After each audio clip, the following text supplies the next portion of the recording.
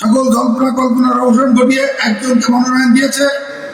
দল যে সিদ্ধান্ত দিয়েছে আমরা সবাই আমাদের রাগ ক্ষোভ ছেড়ে বন্ধুত্বপূর্ণ পরিবেশে ত্রয়োদশ জাতীয় সংসদ নির্বাচন শান্তিপূর্ণভাবে আমরা আমাদের রাজনৈতিক প্রতিপক্ষের সাথে প্রতিদ্বন্দ্বিতা করে বিজয় অর্জন করব। এই লক্ষ্যে সবাই কাঁধে কাঁধ মিলিয়ে কাজ করব। আসুন, আজকে যারা মনোনয়ন বঞ্চিত হয়েছে আগামীতে আপনারা মনোনয়ন পাবেন, আপনারা সে প্রতিযোগিতায় অংশগ্রহণ করবেন।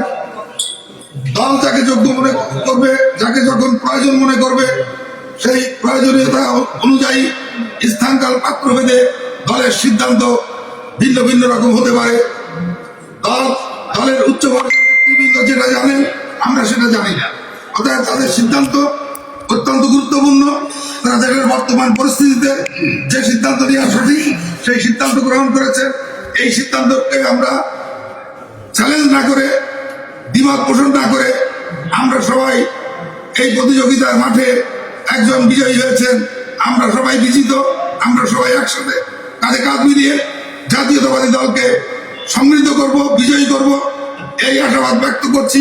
আপনাদের সকলকে আহ্বান রাখছি, বিভিন্ন দলের কর্মীরা, বিভিন্ন নেতা সমর্থক থাকেন। একজন মনোনয়ন পেলে আর যারা পেলেন না তাদের সমর্থকরা সাময়িকভাবে একটু কষ্ট পান।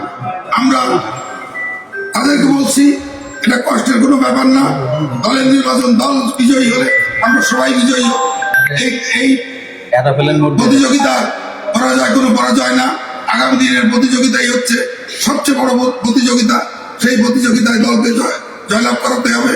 তাই আসুন আমরা সবাই মিলেমিশে দলের সিদ্ধান্তকে গ্রহণ করে একসাথে কাঁধে কাঁধ মিলিয়ে ত্রয়োদশ জাতীয় সংসদ নির্বাচন 12ই ফেব্রুয়ারি অত্যন্ত সফলভাবে সম্পন্ন করি, এই আশাবাদ ব্যক্ত করছি এবং সবাইকে আহ্বান জানাই। আমি এই মুহূর্তে বাংলাদেশ জাতীয়তাবাদী দল কেন্দ্রীয় কমিটি কর্তৃক বাবু কপিল কৃষ্ণ মন্ডলকে বাগেরহাট 1-এর প্রার্থী হিসেবে ঘোষণা করেছেন। আমরা সকলে তাকে আন্তরিক অভিনন্দন জানাই এবং বাগেরহাট 1, ফকিরহাট, মোল্লাহাট, চিতলমারীবাসীকে এই মনোনয়ন দৌড়ে বিজয় অর্জন করার জন্য কবির বাবুকে শুভেচ্ছা জানানোর আহ্বান জানাচ্ছি এবং আপনারা সকলে তার জন্য আশীর্বাদ করবেন, দোয়া করবেন, সহযোগিতা করবেন, নির্বাচনে কাজ করবেন, যেন নির্বাচনে বিজয় ছিনিয়ে আনতে পারি।